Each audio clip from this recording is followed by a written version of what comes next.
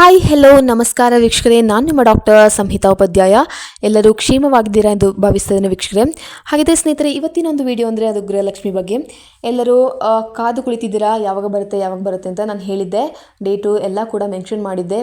ಖಂಡಿತವಾಗ್ಲೂ ನಿಮಗೆ ಈ ಒಂದು ಮಂತ್ ಎಂಡ್ ಒಳಗೆ ಬಂದೇ ಬರುತ್ತೆ ವೀಕ್ಷಕರೇ. ಹಾಗಿದ್ರೆ ಈಗ ಸಿಕ್ಕಿರುವ ಮಾಹಿತಿ ಮೇರೆಗೆ ನಾನು ಹೇಳಿದ ವಿಡಿಯೋದಲ್ಲಿ 2,000 ರೂಪಾಯಿಗಳು ತನಕ ನಿಮಗೆ ಈ ಒಂದು ಹಣ ಬರುತ್ತೆ. ಎಲ್ಲರೂ ಹೇಳಿದರು, ನನಗೆ ಸಿಕ್ಕಿದ ಮಾಹಿತಿ ಮೇರೆಗೆ 4,000 ರೂಪೀಸ್ ಸಿಗುತ್ತೆ ಅಂತ ಹೇಳಿದರು. ಆದರೆ ನಾನು ನಿಮಗೆ ಹೇಳಿದ್ದೆ 2,000 ರೂಪಾಯಿ ತನಕ ಬರ್ಬೋದು ವೀಕ್ಷಕರೇ ಅಂತ ನಾನು ಹೇಳಿದರೆ. ಆದರೆ 6,000 ರೂಪಾಯಿ ಅಂತೂ ನಿಮಗೆ ಖಂಡಿತವಾಗ್ಲೂ ಬರಲ್ಲ ಅಂತಲೂ ಕೂಡ ಹೇಳಿದ್ದೆ. ಆದರೆ ಈಗ ಸಿಕ್ಕಿರುವ ಮಾಹಿತಿ ಮೇರೆಗೆ ವೀಕ್ಷಕರೇ, ಗೃಹಲಕ್ಷ್ಮಿ ಹಣ 2,000ದಿಂದ 3,000ಕ್ಕೆ ಏರಿಕೆ ಆಗುವ ಸಾಧ್ಯತೆ ಇದೆ ವೀಕ್ಷಕರೇ. ಇನ್ನು ಕಾಂಗ್ರೆಸ್ ಸರ್ಕಾರ ಜಾರಿಗೊಳಿಸಿದ ಗೃಹಲಕ್ಷ್ಮಿ ಯೋಜನೆಯಲ್ಲಿ ಪ್ರತಿ ಮನೆ ಯಜಮಾನಿಗೆ ಈವರೆಗೆ ತಿಂಗಳಿಗೆ 2,000 ರೂಪಾಯಿ ಬರುತ್ತಿತ್ತು. ಆದರೆ ಇನ್ನು ಮುಂದಕ್ಕೆ 2,000ದಿಂದ 3,000ಕ್ಕೆ ಏರಿಕೆ ಆಗಿದೆ ಎಂಬ ಸುದ್ದಿ ಎಲ್ಲೆಡೆ ಹರಡಿದೆ ವೀಕ್ಷಕರೇ. ನನಗಂತೂ ಅನಿಸ್ತಾ ಇಲ್ಲ, ಆದರೂ ಕೂಡ ಹೇಳ್ತಾ ಇದ್ದೇನೆ. ಬಿಕಾಸ್ ಈಗ ಕೊಟ್ಟಿರುವ ಒಂದು 2,000ಅನ್ನೇ ಅವ್ರು ಕರೆಕ್ಟಾಗಿ ಕೊಡ್ತಾ ಇಲ್ಲ. ಬಟ್ 3,000ಕ್ಕೆ ಏರಿಕೆ ಆಗುವ ಸಾಧ್ಯತೆ ಇದೆ ಅಂತ ಕೂಡ ಹೇಳ್ತಾ ಇದ್ದಾರೆ. ಹೌದು, ರಾಜ್ಯದಲ್ಲಿ ಕಾಂಗ್ರೆಸ್ ಸರ್ಕಾರ ಜಾರಿಗೊಳಿಸಿದ ಪಂಚ ಗ್ಯಾರಂಟಿ ಯೋಜನೆಯಲ್ಲಿ ಗೃಹಲಕ್ಷ್ಮಿ ಯೋಜನೆಯು ಒಂದು. ಈ ಯೋಜನೆ ಮುಖೇನ ಬಡತರ ರೇಖೆಗಿಂತ ಕಡಿಮೆ ಇರುವ ಪ್ರತಿ ಮನೆ ಯಜಮಾನಿಗೆ ಈ ಹಣ ಬರುತ್ತೆ.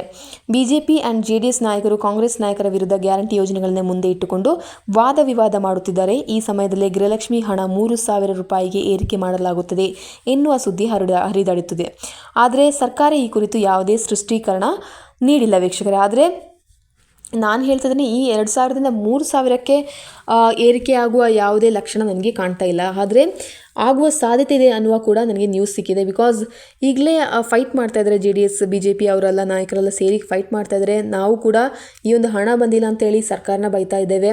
ಹಾಗೆ ನಮಗೆ ಈ ಒಂದು ಹಣ ಇಂಪಾರ್ಟೆಂಟ್ ಅಂತ ನಮಗೆ ಗೊತ್ತು. ಆದರೆ ನಾವು ತುಂಬ ಆ ಒಂದು ಹಣವನ್ನು ನಂಬಿ ತುಂಬ ವಿಷಯಗಳಿಗೆ ಕೈ ಹಾಕಿದ್ದೇವೆ. ಮಕ್ಕಳ ವಿದ್ಯಾಭ್ಯಾಸ ಆಗಿರ್ಬೋದು, ಇನ್ನು ರೆಂಟ್ ಆಗಿರ್ಬೋದು, ಬಾಡಿಗೆ ಮನೆಯಲ್ಲಿರುವವರಿಗೆ ಒಂದು ರೆಂಟ್ ಆಗಿರ್ಬೋದು, ಹಾಗೆ ತುಂಬ ವಿಷಯಗಳನ್ನ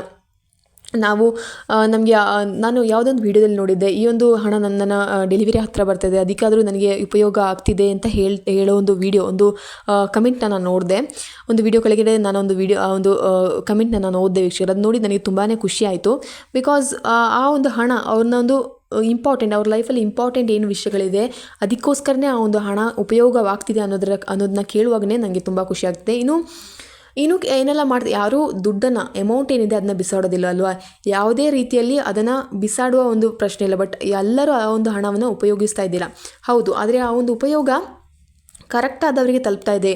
ಹಾಗೆ ಆ ಒಂದು ಉಪಯೋಗ ಕರೆಕ್ಟಾಗಿ ಅವರ ಒಂದು ಜೀವನದಲ್ಲಿ ಅಳವಡಿಸಿ ಆ ಒಂದು ಇಂಪಾರ್ಟೆಂಟ್ ಆದ ವಿಷಯಗಳಿಗೆ ಅದೊಂದು ಉಪಯೋಗವಾಗ್ತಿದೆ ಅನ್ನೋದನ್ನ ಕೇಳುವಾಗ ತುಂಬಾ ಸಂತೋಷ. ಹಾಗೆ ಈ ಒಂದು 2,000 3,000 ಆಗುವ ಸಾಧ್ಯತೆ ಇದೆ ಅಂತಲೂ ಕೂಡ ಹೇಳ್ತಾ ಇದ್ದಾರೆ. ಆದರೆ ನನಗಂತೂ ಅನಿಸ್ತಾ ಇಲ್ಲ. ಬಿಕಾಸ್ ಏನಂದರೆ, ಈಗಲೇ ನಮ್ಮ ಒಂದು 16, 17, 18ನೇ ಕಂತೇನಿದೆ ಇದೆ, ಈ ಒಂದು 3 ತಿಂಗಳ ಹಣನೇ ಬಾಕಿಯಾಗಿದೆ.